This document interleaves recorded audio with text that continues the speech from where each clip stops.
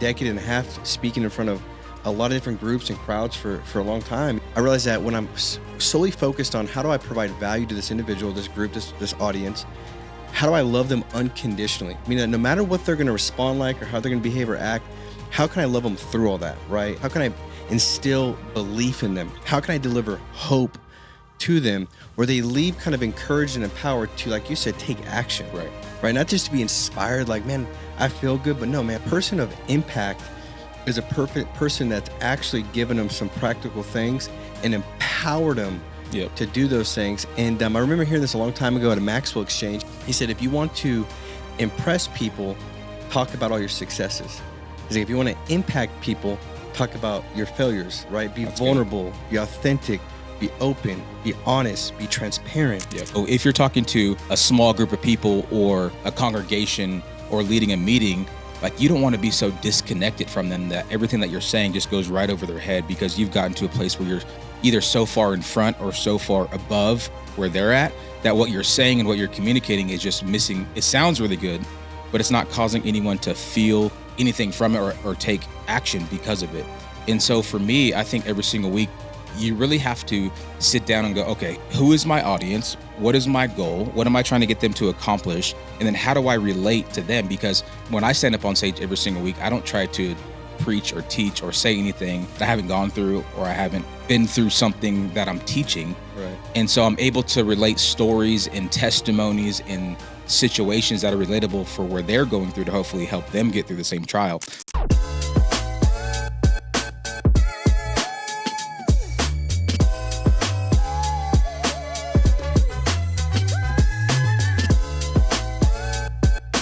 Welcome back to the Leveled Up Life podcast. My name is Bran and Paul, as always, here with Paul McLean. And today we are bringing you a conversation that is so necessary, a conversation about communication. So we hope that we communicate this message well enough to you that you actually take something away from it. But every single week we come down to bring you different ways that you can level up your life to hopefully the areas of your life that matter the most, which is your faith, your family, your finance, your fitness, and your franchise. And so our heart, our goal, our aim is just to help you get better. And so lean in on the edge of your seat. If it's appropriate, if you're driving, maybe turn the volume up a little bit. Whatever you're doing, take some notes because it's going to be a good one for you. So, man, hey, as always, it's a privilege to be on with you, brother. Let's go. And this is a topic where I really feel like it's going to be kind of derived from a skill set, a gift set. Brand, I've watched you deliver messages on stage each Sunday, and there's some people that are okay communicators, and there's some phenomenal communicators. I consider you a phenomenal communicator. And see, guys, communication is such an essential thing, a part of every area of your life, right? I mean, Warren Buffett says the number one skill that you could develop that will help elevate every area, every place in your life is simply being a better communicator. I mean, think about it. Wars are started with bad communication. Wars are prevented with good communication. Like, communication is really the foundation of everything. I mean, and not just wars like amongst countries, like wars in the home. Yeah, with your spouse. And with your spouse, with your kids. A good night starts with some good communication. That's right. I mean, everything. That's right. So this is such an applicable word, and like Brandon said, like, our desire every single week is to bring a concept that just doesn't like sound good. It's not just entertaining, but you leave and say, okay, I can put this into place, and I could have a better relationship with my spouse. I can help, lead and guide and direct my kids better. I could hold a meeting better in my office. I can speak and connect better. And so communication really is about connection. And I want to start with the first, really the first law that we're going to unpack today, which is the law of connection, right? Being able to connect, because I've always said that you can't convince unless you first connected. So if I'm trying to guide you, lead you, direct you, I got to first connect with you. And I think that before all that, you got to really develop this heart and this caring for the individual that you're communicating with. If it doesn't start there, it's not going to go anywhere. And so, Bran, can you kind of unpack, like, with the law of connection? Like, why is caring so important? Like, to really kind of go into the conversation, the connecting, really caring about the individual. Can you kind of unpack that? And then how does somebody get better with caring more? Yeah, I think, it really just depends on the situation, your audience, who you're talking to, right? So if you're talking to a small group of people or a congregation or leading a meeting, like you don't want to be so disconnected from them that everything that you're saying just goes right over their head because you've gotten to a place where you're either so far in front or so far above where they're at that what you're saying and what you're communicating is just missing. It sounds really good, but it's not causing anyone to feel anything from it or take action because of it. And so for me, I think every single week you really have to sit down and go, okay, who is my audience? What is my goal? What am I trying to get them to accomplish? And then how do I relate to them? Because, when I stand up on stage every single week, I don't try to preach or teach or say anything that I haven't yet, that I haven't gone through or I haven't, been through something that I'm teaching. Right. And so I'm able to relate stories and testimonies and situations that are relatable for where they're going through to hopefully help them get through the same trial. So like, for example, I don't know when this podcast is going to come out, but, Easter just passed and I preached 4 different sermons, 3 at my church and 1 at a preschool. Very different. Right. Yeah. Right. And all three times at church are different audiences. Yep. And then especially at my 4-year-old's preschool is a different audience. And so if I'm trying to connect with them, I got to get on their level. I got to share stories and things that I've gone through. So like at the preschool, I brought in props and I brought in, little things that are relatable to them. And so when you're trying to connect with someone, you got to put yourself on their level. Yeah. And if you can't get yourself on that level, then you probably shouldn't be trying to teach or reach that audience because this is going to go right over their head. And so for me, it's just being real. It's being authentic. It's showing your scars, your wounds. I don't know. That's for me. I try to just be open and be honest with people, like what I've gone through. Another thing that I see you do really well, because I happen to be at all 3 of those services. So I got to see the different audiences and the different way you connected because the audiences were different. And I just think that like a good communicator, when they go in to a conversation, they've done some prep work. Yeah. Like if you're getting ready to go have an important conversation with anybody, it could be with your kids, it could be with your spouse, it could be at work, it could be in a relationship with somebody that you really value. Do some prep work, like go in and know, like, what am I trying to accomplish here? 100%. Like what's the chief objective? What does a win look like for both of us in this conversation? See, when you go in and you've prepared, that's half the battle. But I think the separator between a good and a great communicator, and I've seen this with you, Bran, is it's like a football team that prepares. The good football teams, they prepared, they've watched film, they know, like, okay, I'm going to go in against this team. Here's the 5 plays we're going to run. This is what it looks like. Mm-hmm. But the best teams, they make great halftime adjustments. Right. So now, like, okay, this is what we've seen. This is the feedback we're getting from the game. This is a feedback we're getting from the audience. This is kind of where I think they're at. This is what's going on. And then you make those adjustments as you go, and all of a sudden it hits a lot differently, and you're able to leave that impact a lot more. Yeah. Absolutely. I think it's all about knowing your audience. Who are you speaking to? What are they going through, and how do you relate to them? So if I say something to one crowd and I evoke a certain response or a laughter or a tear or whatever it is, and I try the same thing in the next service and it doesn't hit right, it's like, well, I got to figure out how to reel that back and relate to where they're going through, because maybe it's an older crowd, maybe it's a more churched or unchurched crowd or whatever it is. And so it's all about knowing who you're communicating to and then figuring out what works for them. And so I'm always thinking when I go up on a stage or leading a group or leading a meeting, okay, what is it that I'm trying to communicate? Number 2, how do I want them to feel? And number 3, what do I actually want them to do? Right? Because if I'm just saying a bunch of good things, but I'm invoking no emotion, because emotion is what leads to action. Yeah. And so if they're not motivated, if they're not feeling hopeful, if they're not feeling some sort of emotion because of the thought that I've just communicated with them, and therefore they take no action, then everything that I've communicated is just null and void. Like, what was the purpose of it? And so I'm always thinking those 3 things, like, what am I trying to communicate? How do I want them to feel? And this could be for your kids. This could be for your spouse. If there's a tough conversation going on at home, and I know it's going to be a tough conversation, like, how do I want my spouse to feel after this, conversation? How do I want my son to feel after I bring him this news or whatever it is? And then what do I want them to do because of that? Yeah. So if I just go in and I say, hey, son, you didn't make the team. I'm sorry, you didn't try hard enough.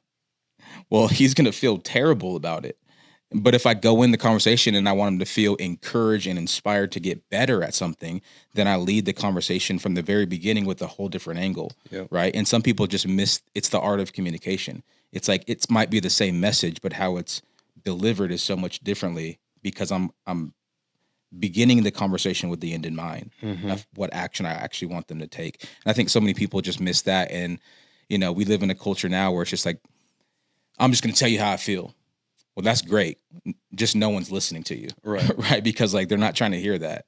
And so, it's interesting. You said Warren Buffett because he's the finance guy. What's he know about communication?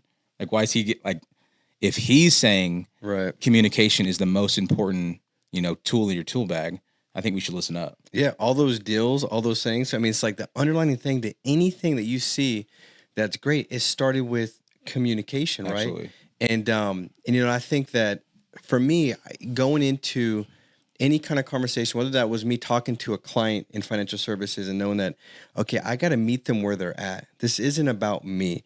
To having a conversation in a small group meeting, to speaking in front of thousands of people, it all has the same thing, which is I have to get out of my own way. Right. And I remember when I kind of went from being really nervous, I remember being like 20 years old and going and speaking in front of a couple thousand people and being terrified, Right.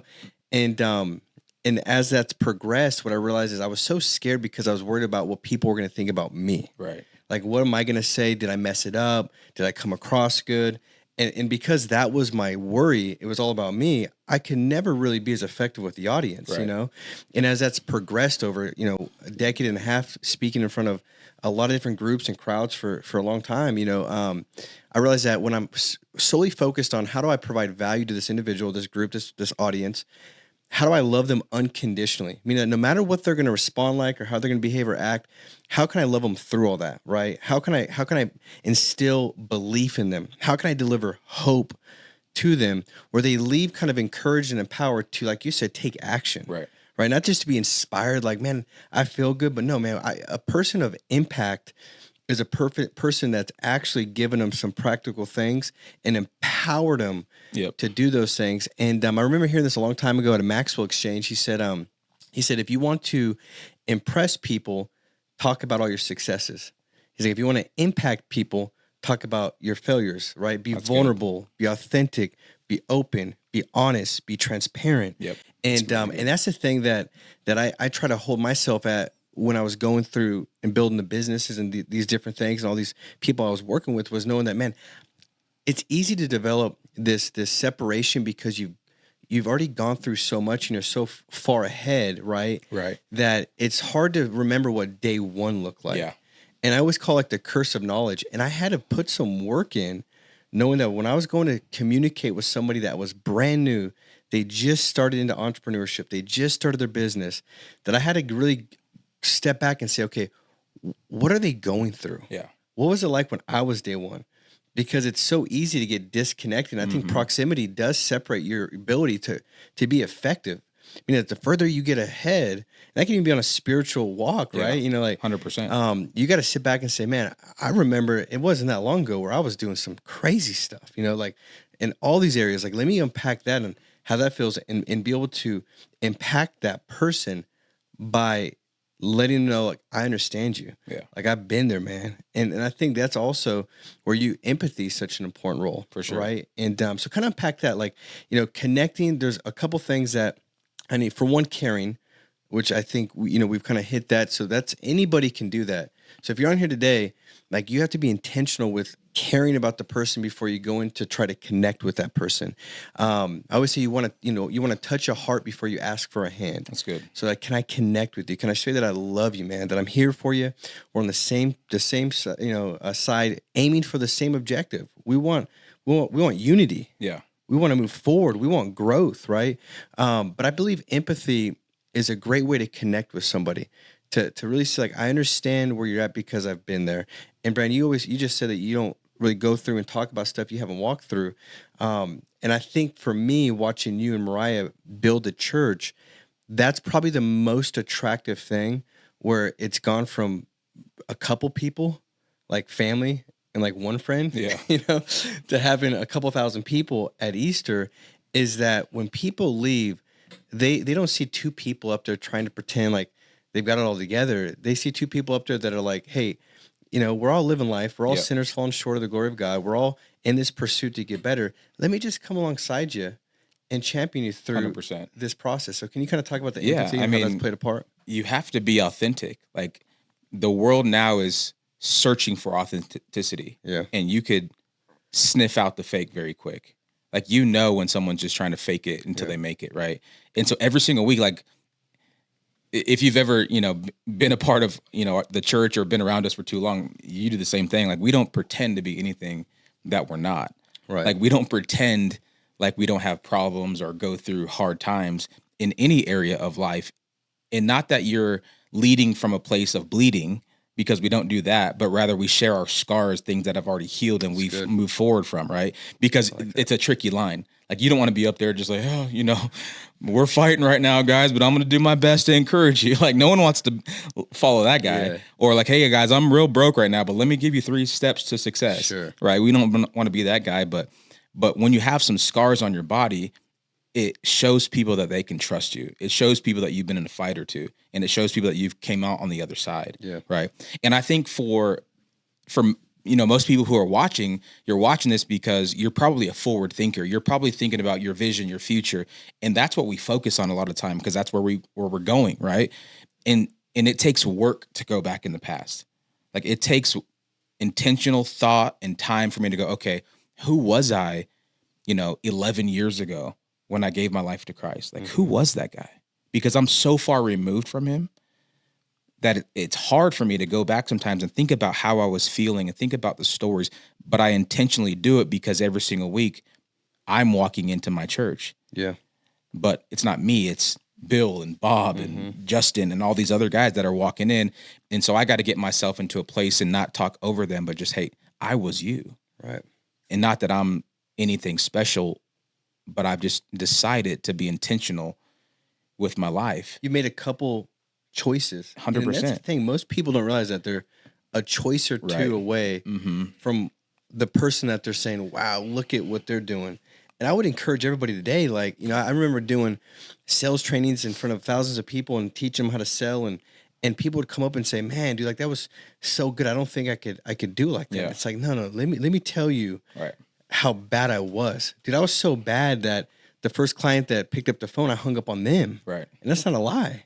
Like I was so bad that my first in-home presentation was like, I froze and the guy was like, and I was 19, so I guess that helped. He's like, dude, are you okay? I'm like, no, I'm good. He's like, funny. you need to take a breather? I'm like, no, I'm all right. And I ended up calling the person that had recruited me and had him do it. Like there's a process to be had, right? 100%.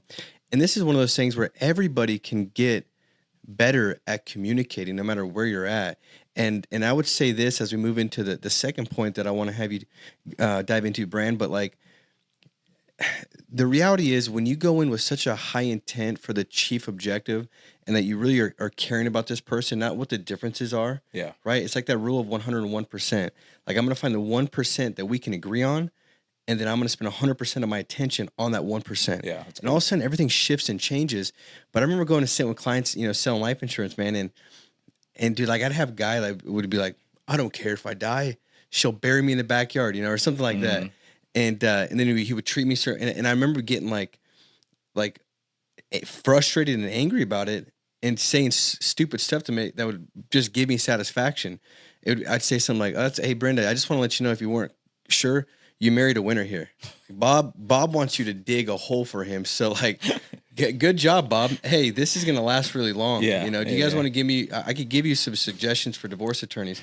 And I'd say stupid stuff. No, I can't do like sarcastic, dumb stuff, And then I realized like when I'd go in, like there's a reason why every client might say something like that. Their intention is they care about their spouse. They want to make sure they're taken care of. But maybe he thinks it's going to cost too much. Right. So he's already kind of putting this wall of protection so that way he doesn't have to look like insecure or not like a man in front of his wife when he says, I can't buy that. Right. And so once I understood that, then I was like, man, I'm not going to seek satisfaction. I need to seek a solution. Mm-hmm. And so I'd go in there and my communication completely changed. That's good. You know, and I would say something completely different. Right. You know, it's like, Bob, I understand, man. Like, in fact, when it comes to budget, I would help dig the hole for you if that works out. But the reality is this, man, I've watched you guys communicate for a little while here, and you can't convince me.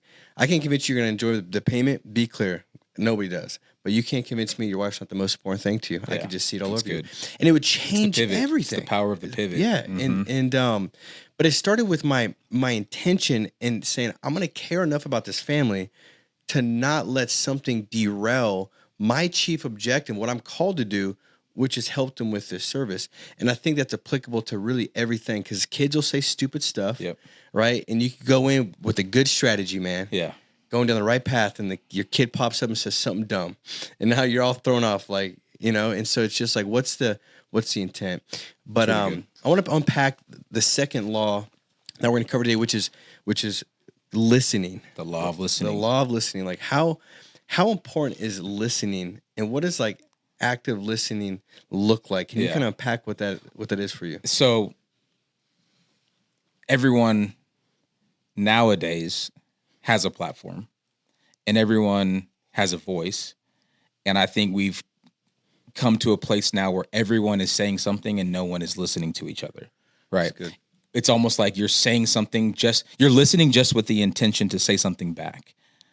And I think sometimes like listening with not the intention to like give your response or give your opinion or give your thought is like comforting. Mm-hmm. Like you don't always have to have the answer. You don't always have to have the solution to something. Sometimes people just need a listening ear, you know? And I think we've lost the art of listening. Even right now, like we're doing a podcast together. So we're going back and forth, and if I'm only thinking about my next thought and what I'm going to say and how I'm going to answer 10 questions from now, then you're going to say something and I'm going to be like, huh? Right. You know what I mean? So it's like just being present in the moment and listening is a lost art form. Yeah. Especially when it comes to communication. Like it's so easy, like especially with your spouse, right? I think this is where we get lost because we're trying to get our point across or get them find a solution so quickly, and they're saying so many things and you're not listening at all because you're just trying to prove your point. Mm-hmm. Man, it's a lost art form. And so I don't know, like active listening is not listening with the thought to give your opinion or give your response, but it's just listening to care and to see where that person's at. And then if it elicits a response, then give it. Right. But don't listen with the response with the intent to correct. Right. It's like just listen. Yeah. Just have a listening ear and see where the conversation goes. But I've seen you do that so well too. Like I was thinking back when Coach Cal was on the podcast, right? It's like I didn't have nothing to say, really, because he's just spitting so much fire, right? That I'm just soaking it all in, and I'm not trying to like speak on things that I don't necessarily know about, right? And so I'm just being like a sponge, taking it all in. I think it would serve a lot of people well to just listen more and respond at the appropriate time. Yeah, if that makes sense. Well, yeah, and I don't know. What do you think about that? I agree 100%. I think if somebody, it's that paradox. Like if I say more, then therefore I'm more likely to guide this or win the conversation or get you to agree with me. Because a lot of communication is, it is like selling, right? Like, you know, I want you to believe what I believe. I want you to agree on what I'm trying to speak to. It's that transfer of thoughts and ideas where you kind of like are led by it. And I think that in listening, that's where you kind of develop like where that person's at and what's their hot buttons and what's bothering them and what's important to them. Mm-hmm. Because people they're not sitting there thinking like, what's important to you? Like everybody's kind of selfish by nature. So 100%. If you want to be a better communicator, you go in and know like, okay, I need to figure out what's important to this person. And that only comes from listening. If you're so focused on what you're saying next, you're missing the picture that is being painted that they're giving you, that you could just turn around and say, okay, look at this is what you want. Right. And then, go from there. And I think that for me, because I like communicating, like it's easy for me to talk a lot. Yeah. Right. And to my, like, well, to my point is like, I feel like if I've got something of value to give, Like, I don't want to leave it out on the table. Like, I love doing this. Yeah. I love it, dude, because I know that what I'm getting to do right now is doing my best to provide value, because I've messed all this up for so long and I've done it, and I could give some value. So I love it. And I realize that when I can, if I'm not asking questions, I'm not probably listening. Right. So like if I'm listening to you say stuff, I'm gonna have some follow-up questions. Like, well, dude, tell me a little bit more about that. Right. Or what do you think about that? And I think that's such a big thing. And then the person feels, they feel heard. And that's what people want. It's interesting how, when you go and you survey or interview a lot of people, and like the best communicators, or if you had watched a conversation take place, right? And one person's doing most of the talking, the other one's asking most of the questions. Yeah. At the end of the conversation, the person that was asking all the questions, they think that person was such a great communicator. Right. Like, that guy was so great. And they go to executives, somebody trying to get a position in a C-suite, right? And how that person, if they're just asking all the questions, the other person feels so important, because people want to talk about who? Themselves, 100%. Right? And so I think that's a good way to listen. I had the kids do this. I don't know if you ever had the kids do it, but we called it the question game. So I would have the girls, they would ask a question, but you can't answer it with a statement. You have to answer it with a question. Yeah. You got to have the boys do it. Yeah, I'll do it. It'll be a rag, bro. And so I had Parker and Peyton do this. This is like 4 or 5 years ago, right? And so Peyton was like, I think she was 11 at the time. Parker was like 5, right? And 11-year-old girls, like there's some insecurities. They're trying to find themselves. They're going through some hormone changes and stuff. And I can speak to that because I got a lot of girls, But Zeta and Peyton had just gotten like an argument, and Zeta is like Peyton's best friend, right? And so Zeta's like, they're fighting. Parker's aware of it. So they're just asking questions like, "Where'd you get your shirt? Where'd you get your shirt?" And you always ask the same question if you kind of are not really thinking. Yeah. Right. And where'd you get your shoes? Where'd you get your shoes? Do you think your outfit's cute? Do you think your outfit's cute? Just like little stuff like that. And then as it goes on, Parker says, "So who's your best friend, Peyton?" And Payne's response was a lot more slow, right? And she's like, "Well, who's your best friend?" And Payne usually wasn't copying the questions because she's 11. Yeah. She's coming up with her own. And then Parker says, "Well, do you think Zeta's still your best friend?" And Payne's like, "Shut up, Payne, she is, And so she lost, right? Yeah. And the funny thing was, though, the more emotional the question got, the harder it was for you to continue to engage in the next question. It's really good. And so it's just like, if you can ask really good questions, that gets that person really in the depth of that thought, right? And it makes for great conversation, because now they're not thinking, what do I ask them? They're thinking like, man, I almost want to be talking. Right. Right. I need to address this. Like, they just hit something. I'm consumed. I'm thinking about it. And so I just think that for anybody that's like, man, am I listening a lot? Well, are you asking more questions, or are you answering more? That's really kind of what I'd say to it, Really good. I love it. I'm gonna do that, definitely. The boys would be hilarious, dude. I'm just listening, bro. The boys will be great. I actually want to be there. Dude, we should all do it together when the boys do it. Yeah, 100%. And see who catches that when you start getting more emotional. Right. That's how you win the game.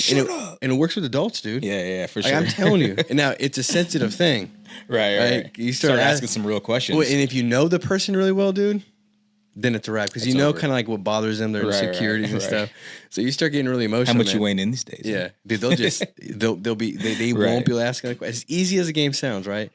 But that's good. Let's look at number 3. So the law of listening, number 2, number 3, and you just did it so well. The law of storytelling. I think this has to be, to me, the biggest way, tying it back to number 1, how to connect with people, is the power of story. Like every single week, when I teach, I'm always introducing the thought with a story. Yeah. And I see you do the same thing so well. It's like,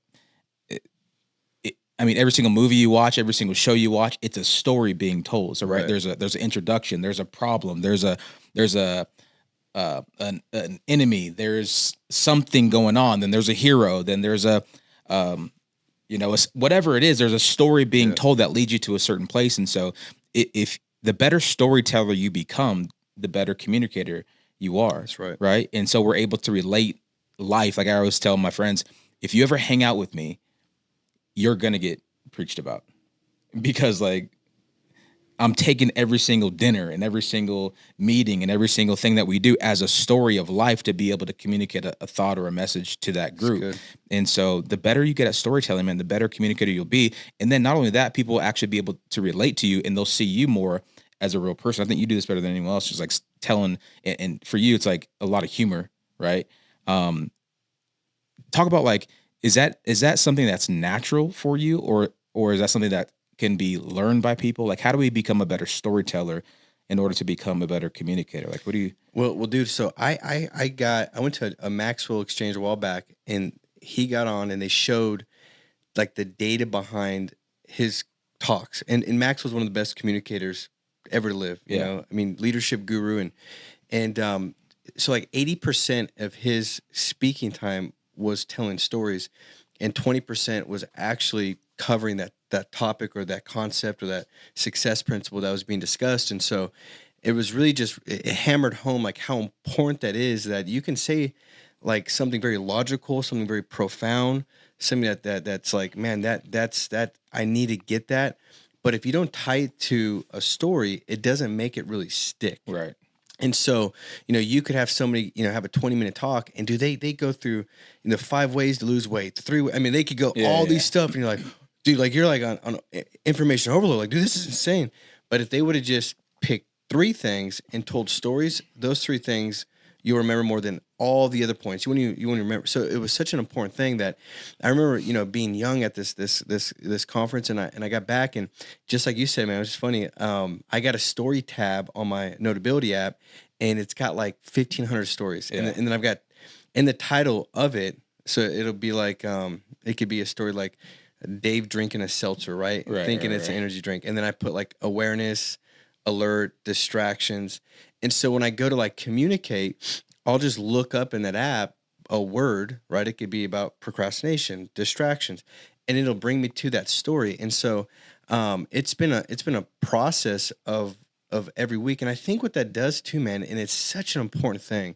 You can see, because somebody on here might be saying, well, Paul, you don't understand. I don't go and communicate in front of groups or it doesn't matter. It's on a one-on-one setting. When I talk to you and we're hanging out, you're telling stories. Mm-hmm. Like the best communicators, one-on-one in groups, they're storytellers, right? And it's one of those things where in order to do it, you've got to be very present and purposeful. That's good. So now I'm taking inventory of everything. Right. And in my mind, everything's teaching me. Now life becomes the greatest teacher.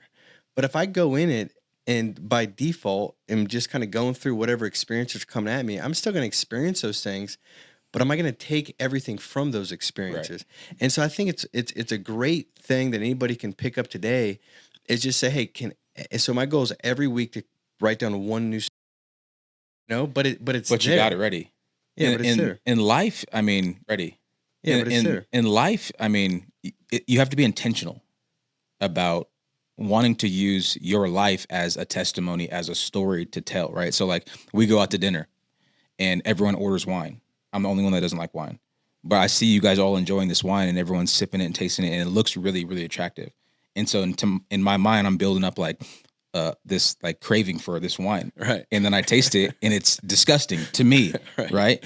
And I use that story. I share that story about that situation to teach people that's kind of how it is when you come to church. That's kind of how it is when you open the Bible. That's kind of how it is when you start to pray. It looks very attractive, but then you start to do it and go, this is kind of hard. I remember this that. Really doesn't taste that good. You said that, and it was all about the palate. 100%. It's like you got to adjust your palate to the things that are good for you, because wine over time, this is like something that's precious. Good. Dude, that was a long time ago. That was a super long time ago. All right, but the moment you started telling the story, I instantly remembered the concept that you were teaching on the palate.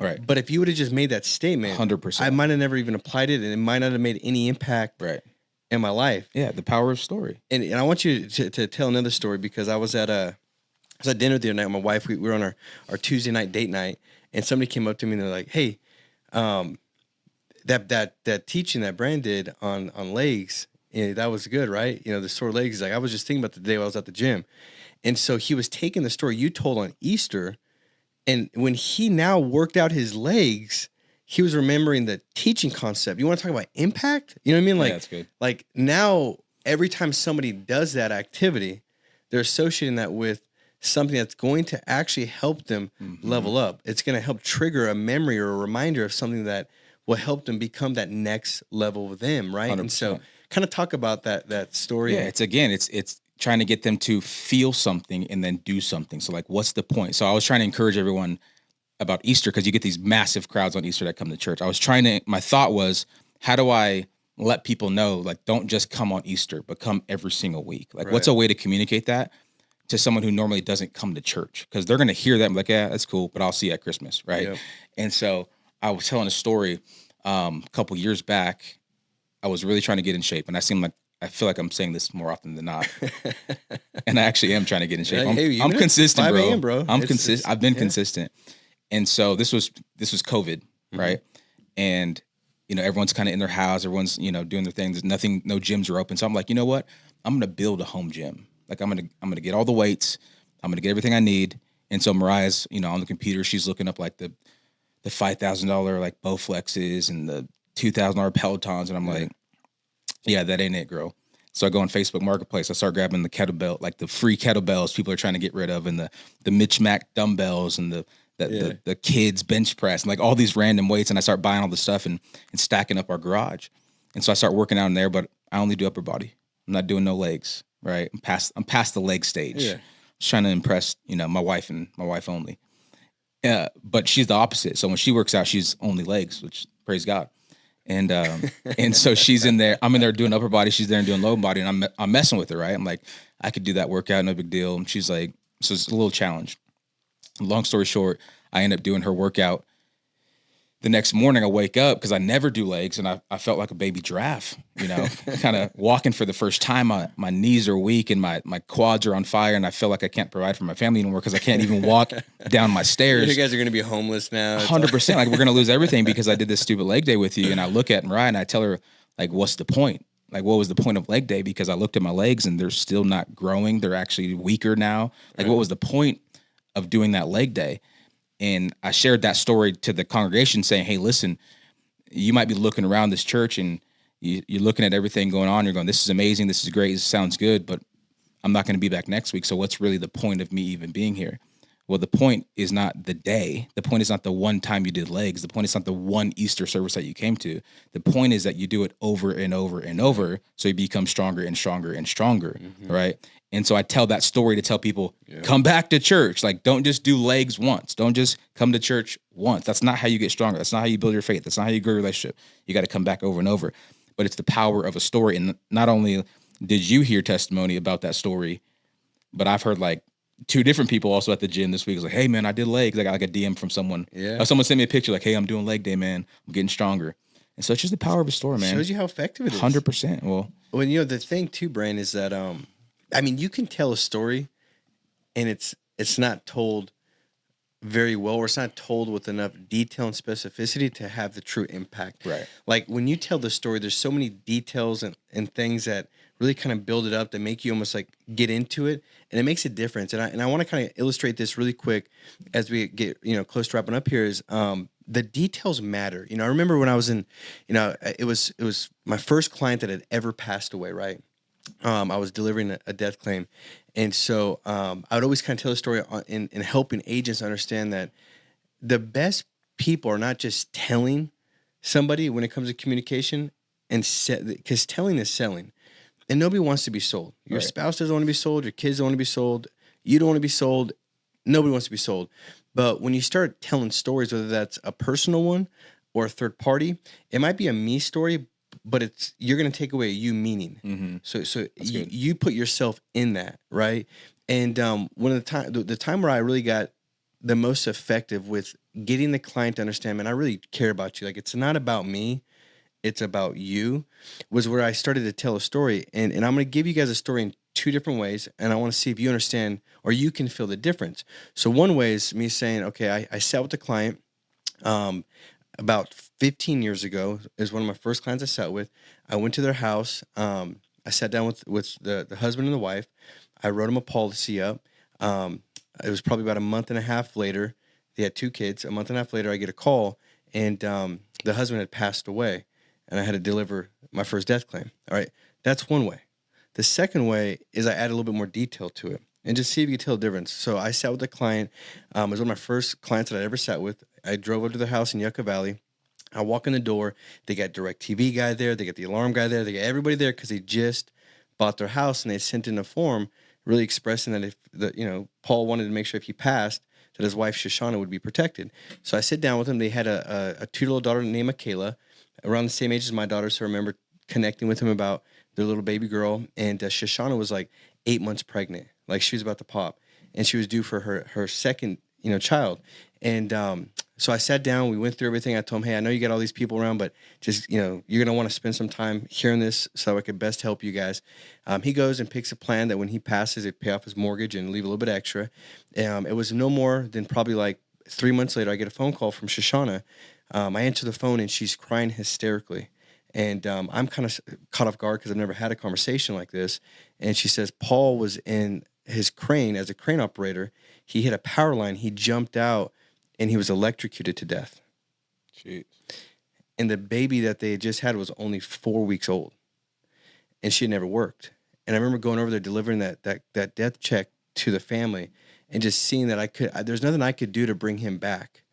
But to know that she wasn't going to have to go get 2 jobs to try to provide for their 1-month-old little baby girl and their other 2-year-old, the feeling of that. So do you see the difference in the 2 stories? Dude, I'm sold. You know what I mean? Yeah, because I see myself in that story. In the first one, it was just not enough detail. Right. It was almost just like 100%. heartless. It was, and so as you guys look at I'm starting stories, to picture my family. I'm starting to picture like Mariah pregnant. I'm starting to picture me at work. And it's like, dude, that's good. Really good. And so that's the power of a story. And you do such a great job at that, man. One of the best I've seen where you take some time. That the difference in stories might have been, maybe 90 seconds, but the impact was everything. Right. And so spending a little bit extra time is such a big deal.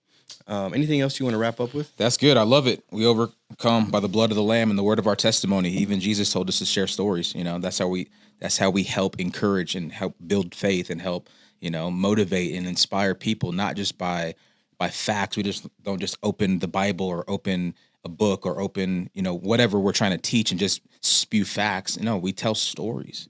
We communicate effectively. Why? Because we're trying to not just talk at people, but get people to actually take steps forward and level up their life. Yeah. And so, I love it. Well, guys, hey, make sure to subscribe, like, and I don't think I got to tell you this. I think you've already done it. If you haven't done it or you've already done it, maybe this is the second time to do it, but share this podcast because I think that everybody by nature, we want to make a difference. We want to add value to other people. And sometimes the best way to do that is just a simple share where somebody gets connected with a message, with a podcast that really speaks directly to them, that helps them level up their life, that they wouldn't have seen it if you didn't share it. And so make sure after this podcast, go to bonus.aleveluplife.io. We got some great bonus content we're gonna cover. In fact, the bonus content is gonna give you practical handles where you can say, okay, this is what the structure of an effective conversation would look like with my spouse, kids, business owner, business partner, whoever, to help you elevate your ability to communicate. And remember that your ability to communicate, the one conversation you can have today will make every difference in your ability to go to the next level. So guys, we appreciate you. We love you. And until next week, go out there and absolutely crush it. Love you guys. See ya.